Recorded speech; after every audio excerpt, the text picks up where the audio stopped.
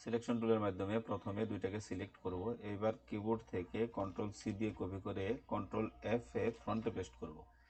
Paste করে এইবার shift alter চেপে ড্র্যাগ করে ছোট করে দেব। আবার সেম কাজটাই করব। সিলেক্ট করে control C, control F, shift alter চাপ দিয়ে ধরে ড্র্যাগ করে দেব। আবার সেম কাজটাই করব। Control C, control F, shift alter চাপ দিয়ে ধরে এভাবে রিপিট করতে থাকব।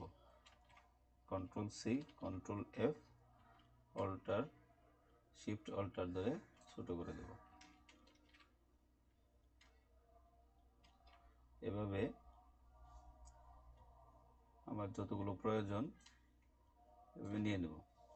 এবার দ্বিতীয় প্রসেসটা চলুন দেখি। দুইটাকে সিলেক্ট করে নিলাম।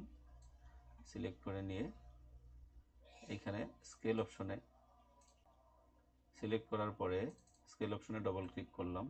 করার পরে এখানে 80%, আমি এর আগে করেছি এই জন্য 80% আছে, এখানে 100% থাকে। তো 80% দিয়ে এখানে কপি করে দেব।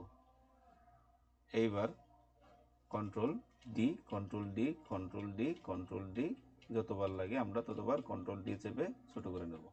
Thanks for watching.